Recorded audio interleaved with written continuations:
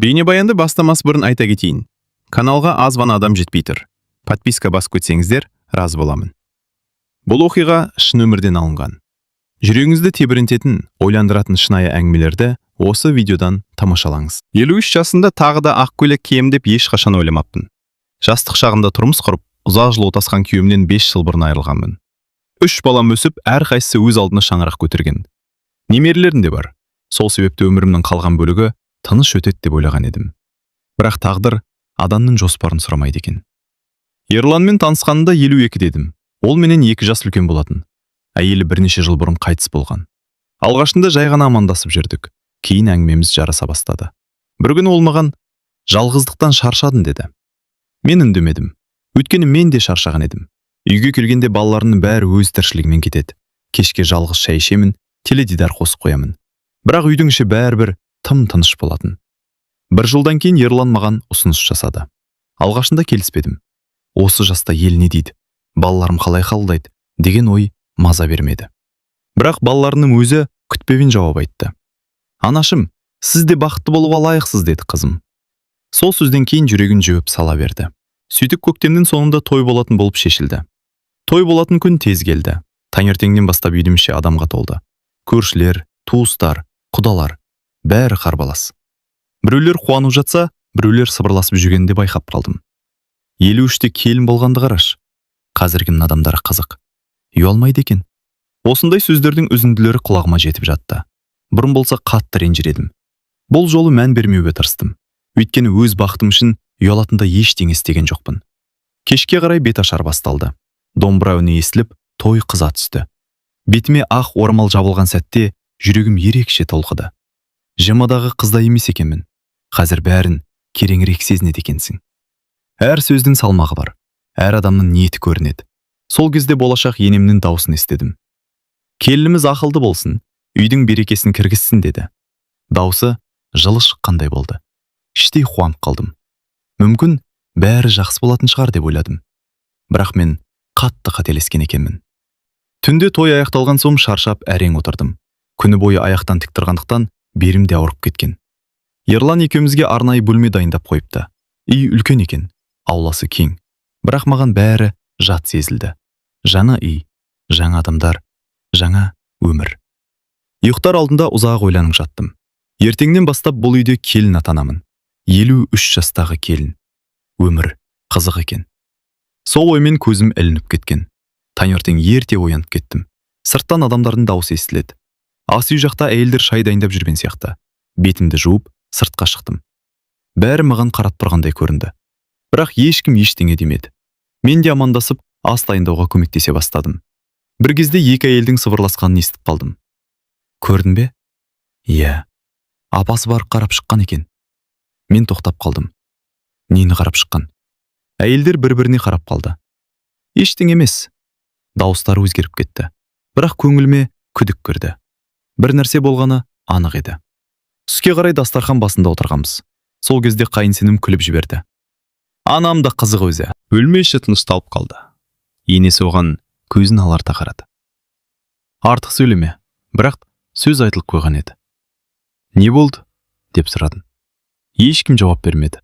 Сәлден кейін қайынсіңлім байқамай айтып қойды.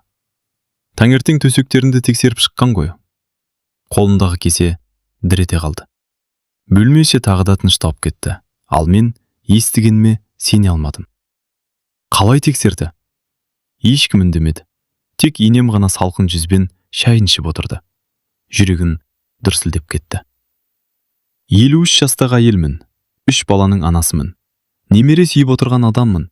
Ал біреу мені жаңа түскен жас келіндей сынап жүр. Сол сәтте қатты қорланғанымды сездім. Бірақ қонақтың алдында үндемедім. Өзімді әрең ұстап отырдым. Кешке қарай адамдар азайып, үй тыныштала бастады. Мен аулаға шығып, жалғыз отырдым. Көңілім құлазып кеткен. Сол кезде көрші апай келді. Жасы 70-ке таяған кісі екен. Қасымда біраз үнсіз отырды. Сосын жай ғана. Ренжіп отырсың ба? Деді. Мен таңырқап қарадым. Неге? Таңертеңгі жағдайға. Демек, бәрі білген. Бұл мен ойлағаннан да жаман еді. Иә, ренжідің. Апай ауыр күрсінді. Сен бірінші емессің. Не дейсіз? Осы үйге түскен келіндердің бәрі сондай сынақтан өткен. Денем тітіркеніп кетті. Бәрі ме? Бәрі. Неге? Апай жан-жағына қарап алды. Сосын ақырын ғана. Оның өз себебі бар. Қандай себеп? Оны кейін өзің де білесің. Осыны айтты да орнынан тұрды. Мені одан сайын ойға қалдырып кетті. Сол түні ұйықтай алмадым. Көрші апайдың сөзі қайта-қайта есіме түсе берді. Сен бірінші емессің. Бәрі сондай сынақтан өткен. Демек бұл кездейсоқ әрекет емес. Бұл әдет. Арнайы жасалатын нәрсе. Бірақ не үшін? Қандай мақсатпен? Жауабын таба алмадым. Түн ортасында су ішуге шықтым. Дәлізден өтіп бара жатқанымда ас үй жақтан дауыс естілді. Енем біреумен телефонмен сөйлесіп отыр екен. Мен байқамай тоқтап қалдым. Иә, бүгінде қарап шықтым. Бірнеше секунд үнсіздік болды. Жоқ, бұл да басқалар сияқты емес екен. Жүрегін тарс ете қалды. Басқалар сияқты емес дегені не? Ол тағы сөйлеп жатты. Әлі ерте, біраз уақыт бақылау керек. Мен одан әрі тыңдай алмадым. Бөлмеме қарай үнсіз қайтатып кеттім. Бір нәрсе анық еді. Енемнің маған қатысты қандай да бір жоспар бар. Ал оның не екенін мен әлі білмейтінмін. Таң атқанша көз іле алмадым. Енемнің түндегі сөзі ойымнан кетер емес. Бұл да басқалар сияқты емес екен. Әлі ерте, біраз уақыт бақылау керек. Кімді бақыламақ? Неге бақыламақ? Мен қылмыс жасап жүрген адам емеспін ғой. Бірақ бұл сұрақтардың жауабын таба алмадым. Таңертең әдеттегіден ерте тұрдым. Жаңа түскен келін болған соң қол қусырып отыруға ұялдым. Ас үйге кірсем, енем әлде қашан оянып алыпты. Маған басынан аяғына дейін бір қарап шықты. Ерте тұрғаның жақсы екен деді. Даусы жылы емес, суық та емес. Бір түрлі. Не ойлап тұрғанын түсіну қиын.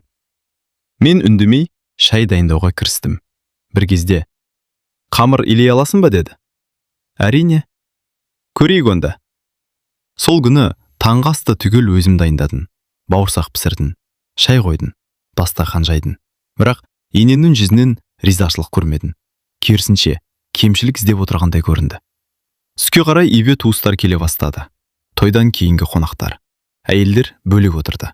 Ер адамдар бөлек отырды. Бір кезде енем бәрінің көзінше «Біздің келіннің қолы қалай екен, байқап көрейік» деді. Мен түсінбей қалдым. Сөйтсем, әңгіме тамақ туралы екен. Қонақтардың бәрі мен дайындаған асты жеп отыр. Өзімді емтихан тапсырып отырған оқушыдай сезіндім. Тұзы дұрыс екен, еті жұмсақ екен. Жаман емес. Осындай сөздер айтылып жатты. Бірақ енемнің өзі үндемеді. Соңында «Үйренеді әлі» деді. Сол ғана. Кешке қарай бәрі кетіп қалды. Мен шаршап тұрғанмын. Сонда да үй жинауға кірістім. Бір кезде жатын бөлмеден енемнің дауысы шықты. «Ей, бәрің бері келіңдерші!» Дауысы қатқыл шықты. Үйдегілердің бәрі жиналды. Мен де бардым. Енемнің жүзі сұп-сұр болып кеткен. Сақинам жоқ. Бөлме іші тынышталып қалды. Қай сақина? Алтын сақинам. Мен ештеңе түсінбей тұрдым. Қайда қойған едіңіз? Осы үстелдің үстінде тұрған. Барлығы іздей бастады. Төсек асты қаралды. Сөрелер тексерілді. Жәшіктер ашылды. Бірақ сақина табылмады. 1 сағат өтті. 2 сағат өтті. Әлі жоқ. Сосын енемнің көзі маған түсті. Бөлмеге бүгін кім кірді? Ешкім жауап бермеді. Мен сұрап тұрмын. Қайынсіңлім, таңертең жеңеше кірген еді ғой деді. Бәрінің көзі маған ауды. Жүрегін зу ете қалды. Мен тек шаң сүрттім. Басқа ештеңе істемедім бе? Жоқ. Енем үндемей қарап тұрды. Сол үнсіздіктің өзі ауыр еді. Кешкі ас кезінде ешкім дұрыс сөйлемеді. Менің де тәбетім болмады. Бір кезде үлкен қайнағам. Мүмкін басқа жерге қойған шығарсыз деді. Енем басын шайқады. Жоқ. Сосын тағы маған қарады. Мен бәрін түсіндім. Ол мені ұр деп ойлап отыр. Түнде Ерланға айттым. Анаң маған сенбей жүр. Жоқ, сен артық ойлап отырсың. Жоқ, байқап жүрін. Анам ондай адам емес. Осы сөз жүрегіме тиді. Өйткені ол анасына сенді. Ал маған сенбегендей көрінді. Ертеңінде жағдай тіпті қиындай түсті. Таңғы шай үстінде енем күтпеген сөз айтты. Үйде бөтен адам жоқ. Бөлмеше тып тыныш болды. Демек Сақинаны біреу алған. Ешкім сөйлемеді. Менің қолым дірілдеп кетті. Не айтқыңыз келіп тұр? Өзім де білмеймін. Бірақ маған қарап отырсыз. Мен ешкімнің атын атаған жоқпын. Бұл сөзден кейін көзіме жас келді. Өйткені кейде ашық айтпаудан да ауыр нәрсе болады. Ол күмән. Түстен кейін тағы бір соққы алдым. Үйге екі көрші әйел келді. Олар шай ішіп отырып әңгімені Сақинаға бұрды. Табылмады ма әлі? Жоқ. Қызық екен. Мен олардың бәрін түсіндім. Әңгіме әлде қашан ауылға тарап кеткен. Кешке қарай аулада кір жайып жүргенмін. Сол кезде көрші апай тағы келді. Баяғы апай. Маған аяушылықпен қарады. Басталды ма? Не басталды? Оның сынып. Денем мұздап кетті. Бұл да сынап па? Апай басын изеді. Бұрынғы келіндер де осылай бастан өткізген. Қандай келіндер? Бұл үйге түскендердің бәрі. Сонда Сақина, апай бірден сөзінді бөлді. Асықпа, әлі көп нәрсе көресің. Осыны айтты да кетіп қалды. Сол түні ұйықтайын деп жатқанмын. Бір кезде дәлізден сыбдыр естілді. Есікті сәл ашып барадың. Енем екен. Ол жалғыз өзі бір затты шкафтың ішіне салып жатты. Қолында кішкентай қызыл қорап болды. Мен анық көре алмадым. Бірақ әлгі қорап маған таныс сияқты көрінді. Дәл сол сәтте енем бұрылып қалды. Екеуміздің көзіміз түйісіп кетті. Бірнеше секунд үнсіз тұрдық. Сосын ол жай ғана: "Ұйықтамадың ба әлі?" Су ішейін деп едім. Енемнің жүзінде түсініксіз күлкі пайда болды. Ертең қызыққым болады. Осыны айтты да бөлмесіне кіріп кетті. Ал менің жүрегім бір жамандықты сезіп тұр еді. Енемнің кешегі сөзі түні бойы маза бермеді. Ертең қызыққым болады. Бұл сөздің астарында не жатқанын түсінбедім, бірақ бір нәрсенің болатынын сездім. Таңертең оянғанда көңілім алаң еді. Үйдің іші әдеттегідей емес. Бәрі бір нәрсе күтіп жүргендей. Шай үстінде ешкім артық сөйлемеді. Тек енем ғана бәрімізді кезек-кезек бақылап отырды. Бір кезде орнынан тұрды. "Бүгін үйді толық жинаймыз." "Жарайды", дедік бәріміз. "Әр бөлме мұқият қаралсын." Дауысы ерекше қатқыл шықты. Сол сәтте жүрегім бір нәрсені сезді. Бұл жай ғана тазалық емес, ол әлгі Сақинаны іздеуді жалғастырмақ. Түске дейін бүкіл үй астан-кестең болды. Шкафтар ашылды, сөрелер түсірілді, төсектер қозғалды, қораптар қаралды. Бірақ Сақина табылмады. Мен іштей қуанып та үлгердім, өйткені ештеңе алмағанымды өзім білемін. Бір кезде енем: "Келін, ана бөлмені сен қараш", деді. Бұл оның өз бөлмесі еді. Мен үндемей кіріп кеттім. Бөлме тап-таза, барлығы өз орнында. Бірақ кеше түнде көрген қызыл қорап есіме түсті. Енем әлденені шкафқа салған болатын. Көзім еріксіз сол шкафқа түсті. Бір сәт ойланып тұрдым. Ашуым келіп кеткен. Соңғы 2 күнде көрген қорлығым есіме түсті. Сосын есігін аштым. Жоғарғы сөреде бірнеше қорап тұр екен. Біреуін алдым, іші бос. Екіншісін аштым, ескі суреттер. Үшіншісін ашқан кезде жүрегім тарс ете қалды. Ішінде қызыл қорап жатыр. Дәл кеше түнде көрген қорап. Қолым дірілдеп кетті. Ақырын аштым. Ішінде алтын Сақина жатыр. Сол Сақина. Енем 2 күн бойы іздеп жүрген Сақина. Мен орнымда қатып қалдым. Бірнеше секунд бойы не істерімді білмедім. Сосын қорапты алып сыртқа шықтым. Қонақ бөлмеде бәрі отыр екен. "Апа", даусым дірілдеп шықты. Барлығы маған қарады. "Не болды?" Мен қызыл қорапты үстелге қойдым. "Мынаны таптым." Енемнің жүзі өзгеріп кетті. Қорапты аштым.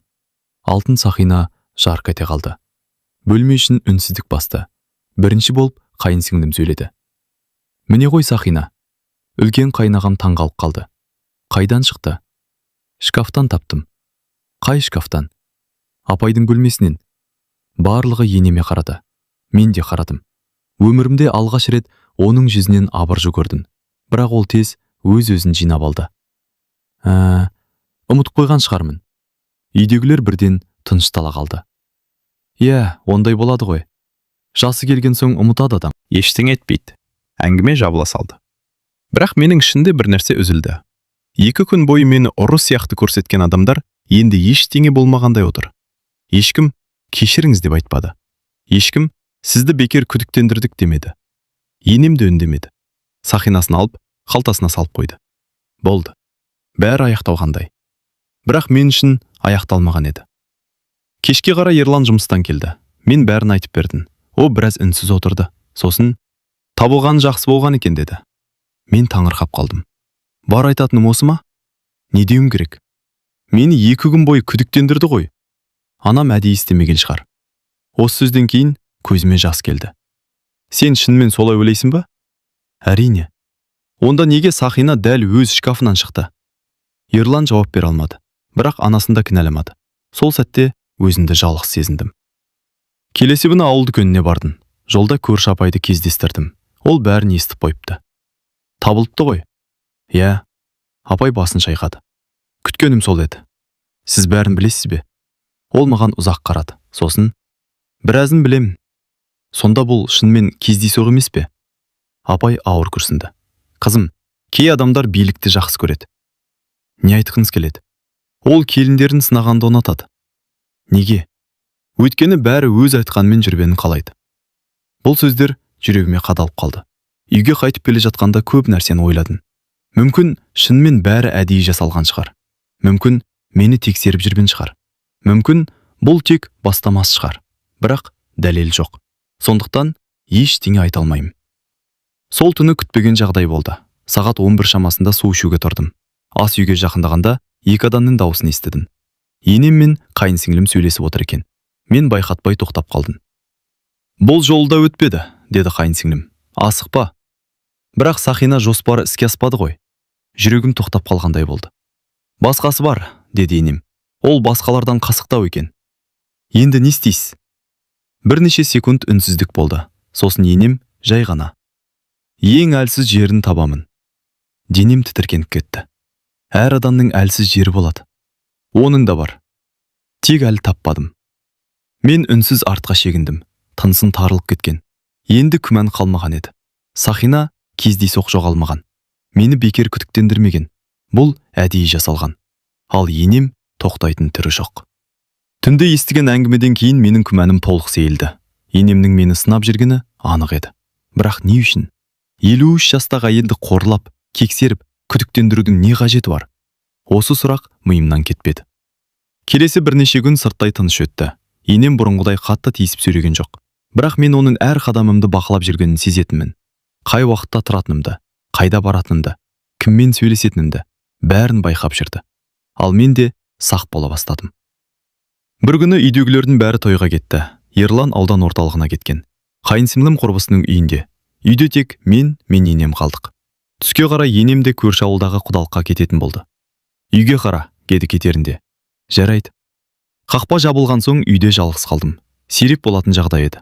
Сол күні үйді толық жинамақ болдым. Енемнің бөлмесіне кіргенде көзім бұрыштағы ескі сандыққа түсті. Бұрын байқамаған екенмін. Үсті шаң басып тұр. Сандықтың қасында ескі кітаптар мен папкалар иіліп жатқан. Жинастырып жүріп, бір қара дәптерді көріп қалдым. Қалың дәптер. Беті әбден тозған. Алғашында мән бермедім, бірақ сыртында жазылған сөз көзіме оттай басылды. Келіндер. Жүрегім зу ете қалды. Дәптерді қолыма алдым. Бір сәт ашсам ба, ашпасам ба деп тұрдым. Бұл біреудің жеке заты. Оқуға болмайды. Бірақ соңғы күндері болған жағдайлар есіме түсті. Ақыры аштым. Алғашқы бетте күндер жазылыпты. Ескі жазылар. 15 жыл бұрынғы даталар. Астында әйелдердің есімдері тұр. Біріншісі Гүлнәр. Екіншісі Айжан. Үшіншісі Салтанат. Төртіншісі мен танымайтын адамдар. Әр есімнің астында жазбалар бар екен. Мінезі жұмсақ, қатты қарсыласпайды. Күйеуіне бәрін айтып жүреді. Ақшаны жақсы көреді. Анасына қатты жақын. Менің төбе шашым тік тұрды. Бұл күнделік емес. Бұл бақылау дәптері сияқты еді. Беттерді әр қарай аудардым. Бір жерде мынандай сөйлем жазылыпты. Бірінші айда алтын сырғаның жоғалғанын айттым. Жылап қалды. Қолым дір етті. Тағы бір бет. Қонақтардың көзінше сынадым. Үндемеді. Келесі бет. 3 айдан кейін шыдамай кетіп қалды. Мен орнында қатып қалдым. Демек мен ғана емес екенмін. Бұрынғы келіндер де осындай сынақтан өткен. Дәптердің соңғы жағына жақындадым. Сонда өз атымды көрдім. күләш. Жүрегін дүрсілдеп кетті. Мен туралы жазба басталыпты. 53 жаста. Өзін сабырлы ұстайды. Әзірге әлсіз тұсын көрсетпеді. Сақина оқиғасынан кейін де кетіп қалмады. Көзім қарауытып кетті. Демек ол мені арнайы бақылап жүр, арнайы жазып жүр, арнайы сынап жүр. Сол кезде сырттан көлік дауысы естілді. Шошып кеттім. Терезеден қарасам, енемнің көлігі кіріп келеді. Құдай-ай! Қолындағы дәптерді тез жаба салдым. Жүрегім атша тулап кетті. Енем үйге кіргенде жүзінен бірден бір нәрсені сезгендей болды. Не істеп жүрсің? Үй жинап жатырмын. Менің бөлмемде ме? Иә. Ол бөлмені көзбен шолып шықты. Бір кезде сандық жаққа қарады. Сосын дәптер жатқан жерге көз тастады. Менің тынысым тарылып кетті. Кешке дейін ештеңе болған жоқ. Бірақ енем ерекше тыныш еді. Тіпті тым тыныш. Ал менің ішім алай-дүлей. Оған бәрін айтып тастайын ба? Жоқ па? Ойланып жүрдім. Кешкі ас кезінде күтпеген жерден енем сөйледі. Бүгін менің бөлмеме кіріпсің. Қасық қолымнан түсіп кете жаздады. Иә. Бір нәрсе таптың ба? Мен үндемедім. Ерлан бізге таңы қайқырады. Не болып қалды? Енем көзін менен алмады.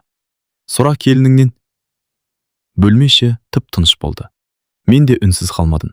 Соңғы күндері жиналған ашуым сыртқа шықты. Иә, таптым.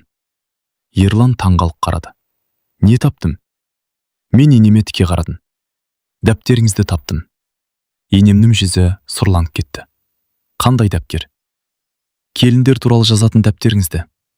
Үстел үстіндегі тыныштық қорқыныш деді. Ерлан түсінбей қалды. Қандай дәптер? Мен бәрін айтып бердім.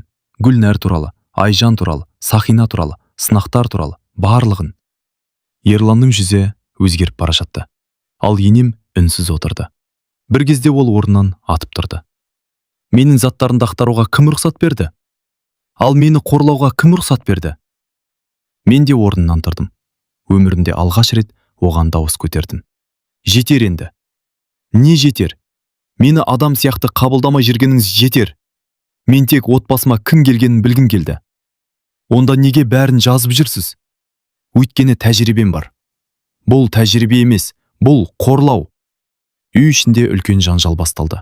Сол кезде Ерлан үстелді тарс еткізіп ұрды. Болды. Екеуміз де үндемей қалдық. Ол өмірінде алғаш рет анасында мені де тоқтатқан еді. Бірақ оның жүзіне қарасам, өзі де қатты сасып қалған. Өйткені дәл осы сәтте ол екі жақтың біреуін таңдауға мәжбүр болатын. Ерланның үстелді ұрған сәтінен кейін үй үшін ауыр тыныштық басты. Енем бір жақта тұр, мен бір жақта тұрмын. Ал Ерлан екеуміздің арамызда қалғандай еді. Оның жүзіне қарасам, не істерін білмей тұрған адамға ұқсайды. Бірінші болып енем сөйледі. Мен осы үйдің үлкенімін. Оны ешкім жоққа шығарып тұрған жоқ дедім. Онда неге маған қарсы келесің? Өйткені мен де адаммын. Енемнің көзі от шашып кетті. Мен сенің жамандығыңды ойлаған жоқпын. Онда неге күнделік жүргіздіңіз? Өйткені бұрын көп нәрсе көрдім. Мен бұрынғы келіндер емеспін. Даусым қатты шығып кетті. Үй тағы да тынышталып қалды. Ерлан басын ұстап отырды. Екеуің де тоқтаңдаршы. Жоқ, бүгін бәрі айтылсын дедім. Жылдар бойы ішімде жиналған емес, бірақ осы бірнеше аптадағы қорлықтың бәрі сыртқа шықты. Мен бұл үйге жау болып келген жоқпын. Ешкім сені жау деген жоқ. Бірақ солай қарадыңыз. Өзім ойлап таптың. Сақина оқиғасы ше? Енем үндемей қалды. Сол түні ешкім дұрыс ұйықтамады. Ерлан да үндемеді. Мен де сөйлемедім. Бірақ бір нәрсе анық еді. Бұл мәселе енді жабылмайды. 2 күннен кейін ауылда үлкен той болатын болды. Ерланның немере ағасының қызы ұзатылмақ. Бүкіл әулет жиналады. Енем ертемен дайындала бастады. Ал менің барғым келмеді. Бармай-ақ қояйын дедім Ерланға. Жоқ, бару керек. Неге? Қазір бармасаң жұрт басқа әңгіме шығарады. Амалсыз келістім. Тойхана адамға лық толы екен. Әулеттің үлкендері, құдалар, көршілер, таныстар. Барлығы осында. Басында бәрі жақсы өтті. Бірақ мен енемнің көзқарасынан бір нәрсе сездім. Ол әлі ашуын ұмытпаған. Бір кезде әйелдер отырған үстелде әңгіме келіндер жайына ауысты. Біреу. Қазіргі келіндер қиын болып кетті деді. Екіншісі. Бұрынғыдай емес қой. Сонда енем сөзге араласты. Кейбіреуі тым өзімшіл келеді. Мен оның кім туралы айтып отырғанын бірден түсіндім. Әйелдер тыңдап қалды. Неге олай дейсіз? Енем күрсінді. Үлкенді сыйлауды білмейді. Ондайлар бар. Өздерін бәрінен ақылды көреді. Мен үнсіз отырдым, бірақ оның әр сөзі маған бағытталғанын бәрі түсініп отырғандай еді. Бір кезде енем тіпті шектен шықты. Кейбіреулер үйге келіп алып, үлкендердің заттарын ақтарады. Үстел басында отырғандар бір-біріне қарады. Жүрегін зу ете қалды. Бұл енді ашық түрде мені масқаралау еді. Сол сәтте бұрынғы мен болсам үндемес едім, бірақ бұл жолы үндей алмадым. Орнымнан жай ғана тұрдым. Барлығы маған қарады. Апа, әңгімені ашық айтайық. Тойхана тынышталып қалды. Енемнің жүзі өзгерді. Не айтқың келіп тұр? Мен сіздің заттарыңызды қызық көріп ақтарған жоқпын. Онда? Себебі мені ұры қылып көрсеткеннен кейін шындықты білгім келді. Залда отырғандардың бәрі бізге қарап қалған. Ерлан орнынан қозғалды. Күләш. Жоқ, бүгін айтайын. Көзіме жас келіп кеткенін сездім. Мен бұл үйге тыныш өмір сүрге келдім. Бірақ келген күнімнен бері сынақ көріп келемін. Бірде төсегімді тексердіңіз. Бірде Сақина үшін күдіктендірдіңіз. Соның бәріне шыдадым. Зал іші мүлде үнсіз қалды. Енем де орнынан тұрды. Ол да намыстан кеткен еді. Мен жамандық жасаған жоқпын. Онда не үшін? Отбасымды қорғадым. Мен кіммін сонда? Қауіппін бе? Бұл сөзден кейін ешкім сөйлемеді. Бірнеше секундқа бәрі қатып қалғандай болды. Сол кезде күтпеген жерден үлкен әже сөз бастады. Әулеттің ең үлкені. 90-ға жақындаған кісі. Жетер енді. Даусы әлсіз болса да, бәрі тыңдады. Бір үйдің адамдары жұрттың алдында ұрыспайды. Енем үндемей қалды. Мен де отырдым. Бірақ мәселе шешілген жоқ еді. Тойдан қайтқан соң үйде тағы ауыр тыныштық орнады. Ешкім ештеңе демеді. Түнде ғана Ерлан мені сыртқа шақырды. Ауылдадағы орындыққа барып отырдық. Ай жарық екен. Біраз уақыт үнсіз отырдық. Сосын ол сөйледі. Мен көп ойландым. Жүрегім дүрсілдеп кетті. Не туралы? Соңғы бірнеше апта туралы. Сен де дұрыссың. Бұл сөзді алғаш рет естіп тұрмын. Бірақ анам да анам ғой. Мен оны түсінемін. Жоқ, толық түсінбейсің. Онда түсіндір. Ерлан ұзақ күрсінді. Сосын күтпеген сөз айтты. Бұл үйде сен білмейтін нәрселер көп. Қандай нәрселер? Анам бұрын мұндай болмаған. Онда не өзгерді? Ерлан біраз үнсіз қалды. Сосын жай ғана. Оның себебі әкемнің өлімінен де бұрын басталған. Не айтқың келіп тұр? Менің үлкен ағамның әйеліне қатысты оқиға болған. Қандай оқиға? Ерлан басын шайқады. Оны айтуға дайын емеспін. Мен одан сайын таңғалдым. Сонда бәрінің артында бір құпия бар ма? Қандай құпия? Ертең білетін шығарсың. Осыны айтты да орнынан тұрды. Ал келесі күні таңертең бізді күтпеген хабар күтіп тұрған еді. Ерланның үлкен ағасы кенеттен ауылға келіпті. Ол бұл үйге 5 жылдан бері аяқ баспаған екен. Есіктен кірген бойда оның бірінші айтқан сөзі бәрімізді таңғалдырды. Анашым, енді шындықты айтатын уақыт келді. Енемнің өңі бірден бозарып кетті. Есіктен кірген адамның сөзі үй ішін тып-тыныш қылып жіберді. Анашым, енді шындықты айтатын уақыт келді. Бұл Ерланның үлкен ағасы Марат еді. Оны бұрын бірнеше рет қана көргенмін. Бірақ бұл үйге 5 жылдан бері келмеген естігенде таңғалғанмын. Енді неге келгені түсініксіз болатын. Енемнің жүзі сұрланып кетті. Қандай шындық? Өзің жақсы білесің. Марат, қазір оның реті емес. Жоқ, дәл қазір реті. Даусынан жиналған өкпе сезіліп тұрды. Үйдегілердің бәрі жинап қалды. Қайынсіңлім, Ерлан, мен, барлығымыз үнсізбіз. Марат маған бір қарап алды. Сосын анасына бұрылды. Күләштің басынан өткеннің бәрі бұрында болған. Енем үндемеді. Солай ма, жоқ па? Жауап беріңіз. Енем көзін төмен түсірді, ал менің жүрегім қатты соғып тұрды. Бұрынғы келіндерге де дәл осылай жасадыңыз ба? Деп сұрадым ақырын. Ұзақ үнсіздік орнады. Сосын енем ақырын ғана. Бөлме іші тіпті тынышталып кетті. Мен бұл жауапты күткенмін, бірақ естігенде бәрібір ауыр болды. Марат терең күрсінді. Анам бұрын онда емес еді. Онда не болды? Деп сұрадым. Марат орындыққа отырды. Бәріміз оған қарадық. Бұл оқиға 20 жыл бұрын басталды. Сол кезде Ерлан да басын көтерді. Ол әңгімені білетін сияқты, бірақ толық емес. Менің бірінші жеңгем болатын, деді Марат. Айнұр өте жақсы адам еді. Ененнің көзінен жас жылтырап кетті. Алғаш рет көрдімін. Біз бәріміз оған сендік. Анам да қатты жақсы көрді. Үйдің бар шаруасын істейтін, барлығына көмектесетін. Бір сәтке бәрі үнсіз қалды. Сосын Марат сөзін жалғастырды. Бірақ бір күні үлкен мәселе шықты. Айнұр отбасының жинаған ақшасын алып кеткен екен. Ол кезде бұл ақша үй салуға жиналып жатқан қаражат болған. Аз ақша емес, бірнеше жылдық еңбек. Біз ештеңе түсінбедік, деді Марат. Бір күні жоқ болып кетті. Ақшамен бірге. Үй іші үнсіз тыңдап отырды. Кейін табылды ма? Деп сұрадым. Жоқ. Қайтып келді ме? Жоқ. Бір хабар берді ме? Жоқ. Бұл сөздерді айту Маратқа ауыр екені көрініп тұрды. Сол күннен кейін анам қатты өзгерді. Ешкімге сенбейтін болды. Әсіресе келіндерге. Енем көзін сүртіп алды, бірақ әлі үндемеді. Мен ішімнен күрсіндім. Енді көп нәрсе түсінікті болды, бірақ бәрібір бір сұрақ мазалады. Сонда басқа адамдар неге жауап беру керек? Енем басын көтерді. Бұл жолы өзі сөйледі. Ешкім жауап бермеу керек еді. Дауысы дірілдеп шықты. Бірақ мен тоқтай алмадым. Бөлме іші тағы тынышталып қалды. Енем алғаш рет ішіндегі сөздерін шығарып жатқан сияқты. Басында тек сақ болғым келді. Кейін күдіктене бастадым.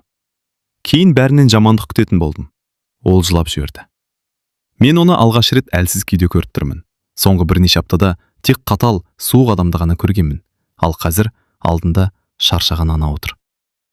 Бірақ сіз бізді ренжіттіңіз, дедім ақырын. Білемін. Маған ғана емес. Білемін. Басқа келіндерге де. Енем көз жасын сүртті. Білемін. Сол кезде Марат тағы бір шындықты айтты. Айнұр туралы кейін білдік. Бәріміз оған қарадық. Не білдіңіздер? Ол ақшаны өзі алмаған. Енем селк етіп басын көтерді. Не? Иә, кейін анықталды. Ақшаны оның туған ағасы алған екен. Мен де таңалып қалдым. Сонда Айнұр кінәлі болмаған ба? Жоқ. Бірақ ол қорыққан. Біз сенбейді деп ойлаған. Сөйтіп кетіп қалған. Бөлмеше ауыр үнсіздікке батты. Енем екі қолмен бетін басты. Жоқ. Жоқ. Бұл мүмкін емес. Біз оны кінәладық. Мен оны кінәладым. Дауысы үзіліп шықты. Сол кезде шындықты ертерек білсек, деді Марат. Бәрі басқаша болар еді. Енем еңіреп жылап жіберді. Бұл жолы ешкім тоқтатпады. Жылдар бойы ішінде жиналған өкініш сыртқа шығып жатқан еді. Сәлден кейін ол маған қарады. Көздері қызарып кеткен. Күләш, мен саған көп әділетсіздік жасадым. Мен үндемедім. Кешір аласың ба? Бұл сұраққа бірден жауап бере алмадым. Өйткені жүректегі жара бір күнде жазылмайды. Уақыт керек, дедім ақырын. Енем басын изеді. Дұрыс. Мен күтемін. Сол күні кешке үй іші біраз тынышталғандай болды. Бірақ бәрі толық шешілген жоқ. Өткеннің жарасы әлі бар еді. Ал тағдыр бізге соңғы сынағын әлі дайындап қойғанын ешкім білмеген. Түн ортасында енемнің бөлмесінен бір тарс еткен дыбыс шықты. Бәріміз жүгіріп бардық. Есік ашық тұр. Ал енем еденде қозғалыссыз жатыр еді. Енемнің құлағанын көрген сәтте бәріміз абдырап қалдық. Апа! Ерлан бірінші болып жүгірді. Мен де жетіп бардым. Енем көзін жұмып жатыр. Өңі бозарып кеткен. Қолдары мұздай. Жедел жәрдем шақырылды. Жарты сағат бізге бір күндей көрінді. Ерлан бөлменің ішінде ары-бері жүр. Қайынсіңлім жылап отыр. Ал мен енемнің қолын ұстап отырғанымды өзінде байқамаппын. Соңғы апталарда қанша ренжігеніме қарамастан, оның басына қиындық түскенде жүрегім жұмсарып кеткен еді. Дәрігерлер келген соң енемді аудандық ауруханаға алып кетті. Біз де артынан бардық. Тексеруден кейін дәрігер шықты. Қауіпті кезең өтті. Бәріміз бір дем алдық. Бірақ ағзасы қатты шаршаған. Күйзеліс көп болған сияқты. Ерлан үнсіз басын изеді. Келесі күндері аурухана мен үйдің арасында жүрдік. Енем бұрынғыдай емес еді. Тынышталып қалған. Көп ойланатын сияқты. Кейде терезеге қарап ұзақ отырады. кейде көзінен жас шығып кетеді. Бір күні мен жалғыз өзім ауруханаға бардым. Палатада ешкім жоқ екен. Енем мені көргенде таң қалды. Жалғыз келдің бе? Иә. Неге? Мен жымиып қойдым. Халіңізді білуге. Ол үнсіз қалды. Бірнеше минуттан кейін өзі сөйледі. Мен сені түсіне алмадым. Басында сен де кетіп қалатын шығар деп ойладым. Неге? Өйткені бұрынғылар кетті. Мен басқа адаммын ғой. Енем көзін төмен түсірді. Иә. Енді түсіндім. Сол күні біз алғаш рет шын жүректен сөйлестік. Ұрыспай, айқайламай, өкпені жинамай. Тек екі әйел ретінде. Мен де біреудің келіні болғанмын деді енем. Мен таңырқап қарадым. Қатты қиналдым. Рас па? Иә. Енем өте қатал еді. Күнде сынайтын. Ешқашан мақтамайтын. Ол ащы жымиды. Сөйтсем, өзінде соған ұқсап кетіппін. Мен оның сөзін бөлмедім. Кейде адамға ақталу емес, ішіндегіні шығару керек болады. Бір кезде мен де жылап жүретінмін. Кейін күшті болам деп шештім. Бірақ қатал болып кетіппін. Айырмашылығын байқамаппын. Ол көз жасын сүртті. Сол сәтте мен оның бойынан бұрын көрмеген адамды көрдім. Қатал ене емес, қателескен адамды, өкініп отырған ананы. Бір аптадан кейін енем үйге шықты. Дәрігерлер тынығу керек деді. Сондықтан үй шаруасының көбін мен өз мойныма алдым. Таңертең дәрісін берем, уақытында тамағын дайындаймын, қысымы көтерілсе қарап жүрем. Ешкім сұрамады, өзім істедім. Өйткені адамшылық солай талап етті. Бір күні алдыда шай ішіп отырғанбыз. Күн жылы, жел де жоқ. Енем кенет. Неге маған көмектесіп жүрсің деді. Мен күліп жібердім. Себебі бір үйдің адамымыз. Мен саған жақсы қарамадым ғой. Білем. Сонда да өткен өтті. Ол ұзақ үнсіз отырды. Кешке қарай үйге барлық балалар жиналды. Немерелер де келді. Үй іші у-шу, күлкі, әңгіме, тіршілік. Бұрынғы ауыр атмосфера жоқ. Сол кезде енем орнынан тұрды. Менің айтатын сөзім бар. Бәрі тынышталып қалды. Ол маған қарады. Көзінде жас тұр. Күләш. Осы үйге келгенде сені қабылдай алмадым. Қателестім. Көп қателестім. Бөлме іші үнсіз тыңдап отыр. Бірақ сен бәрібір бұл үйден кетпедің. Маған жамандықпен жауап бермедің. Рахмет. Осы сөздерді айту оған оңай болмағаны көрініп тұрды. Мен орнынан тұрып қасына бардым. Апа, бізге енді өткенді емес, алдағыны ойлау керек. Ол көз жасын сүртіп, басын изеді. Сол күні Ерланда сөз сөйледі. Мен де кешірім сұраймын. Мен таңырқап қалдым. Неге? Себебі сені дер кезінде қорғай алмадым. Бұл сөзді көптен күткенімді сол кезде түсіндім. Жүрегім жеңілдеп сала берді. Кеш аяқталған кезде бәрі тарай бастады. Мен аулаға жалғыз шықтым. Күн батып бара жатыр екен. Аспан қызғылт түске боялған. Самал жел еседі. Сол сәтте соңғы бірнеше ай көз алдынан өтті. Беташар, қорлық, күдік, көз жасы, жанжал, ақиқат, кешірім. Бәрі. Сосын өзіме өзім күлімсіреп қойдым. Мен 53 жасында тұрмысқа шыққанда жаңа өмір басталады деп ойлағанмын. Бірақ жаңа өмірмен бірге үлкен сынақ та келген екен. Сол сынақ мені әлсіреткен жоқ, керісінше күшейтті. Ал кейде бір үйдің бақыты жеңіске жетуде емес, бір-бірін түсіне білуде екенін ұқтырды. Соғы.